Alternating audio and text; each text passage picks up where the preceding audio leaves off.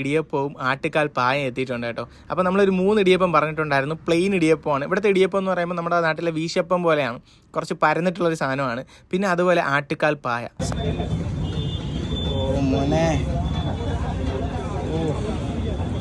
ആ ഒരു ഇടിയപ്പത്തിൻ്റെ പുറത്ത് ഈ ഒരു ആട്ടുകാൽ പായയുടെ ആ ഒരു ഗ്രേവിയും കൂടെ ഒഴിച്ചിട്ട് നിങ്ങളൊന്ന് കഴിച്ചു നോക്കണം. ഒരു രക്ഷയില്ല കേട്ടോ, കിടിലൻ ടേസ്റ്റാണ്. എനിക്ക് ആ കൊത്തു ഇടിയപ്പത്തിനേക്കാളും ഇവിടെ കഴിച്ച കറിദോശയെക്കാളും മുട്ടക്കലക്കേക്കാളും ഏറ്റവും ഇഷ്ടപ്പെട്ടത് ഈ ഒരു കോമ്പിനേഷനാണ്. ആട്ടുകാൽ പായയും ആ ഒരു ഇടിയപ്പവും. ആ ഒരു ഇടിയപ്പം നല്ല സോഫ്റ്റാണ്. അതിന് പുറമെ ആ ഒരു ആട്ടുകാൽ പായയുടെ ഗ്രേവിയുടെ ഒരു ടേസ്റ്റ് വേറെ ലെവലാണ്.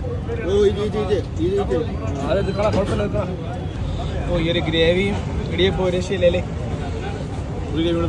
ആ ഒരു ആട്ടുകാൽ പായയുടെ ഗ്രേവിയുടെ ടേസ്റ്റ് കാരണം നമ്മൾ രണ്ടാമതും കൂടെ ചോദിച്ചിട്ടുണ്ടായിരുന്നു കേട്ടോ. ആ ചേട്ടന്മാര് കുറച്ചുകൂടെ ഗ്രേവി നമുക്ക് കൊണ്ട് തന്നിട്ടുണ്ടായിരുന്നു.